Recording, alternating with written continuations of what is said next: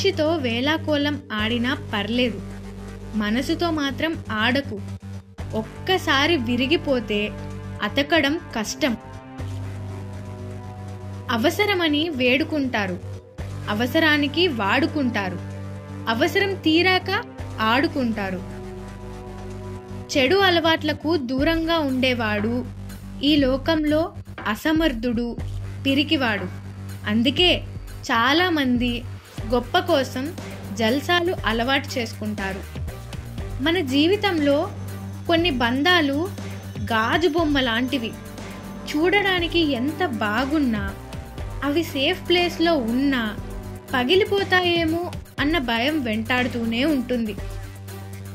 నువ్వు ఒక మంచి పని చేసి చూపించే వరకు ఈ లోకం నిన్ను హేళన చేస్తూనే ఉంటుంది.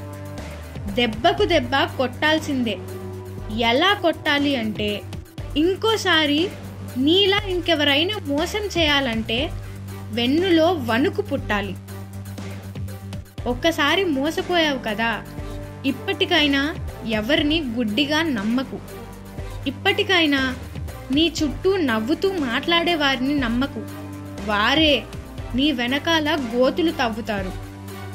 నువ్వు బ్రతుకుతున్న ఈ జీవితం కూడా కొంతమందికి ఒక కళ కాబట్టి మనకు ఉన్నదానిలో కూడా సంతోషంగా ఉండాలి. ఈ రోజుల్లో ఒక్క చిన్న గొడవ జరిగితే చాలు, అసలు ఎవరి మనసులో ఏముందో, నీ గురించి ఏమనుకుంటున్నారో తెలియడానికి.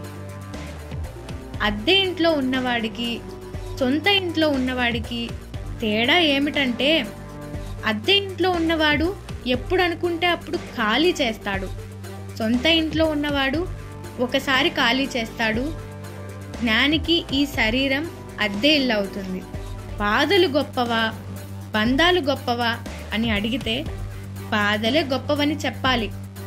అవసరాలకి వాడుకొని వదిలేసే బంధాల కన్నా అనుక్షణం ఉండే బాధలే గొప్పవి.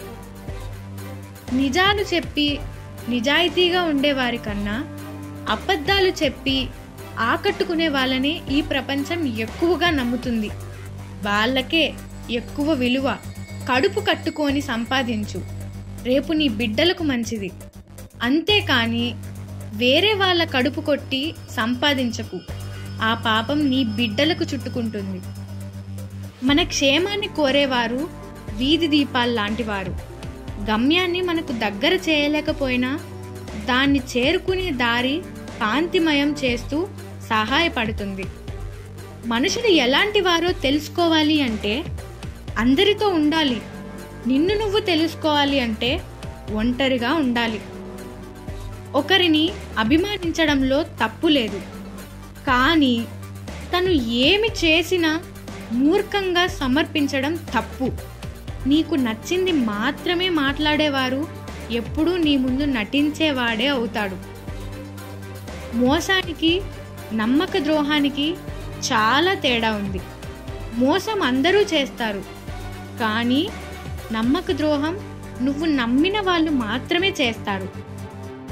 మగవాడు ఏ మోసాన్నైనా తట్టుకుంటాడు, కానీ ఆడదాని మోసాన్ని మాత్రం అంత త్వరగా తట్టుకోలేడు.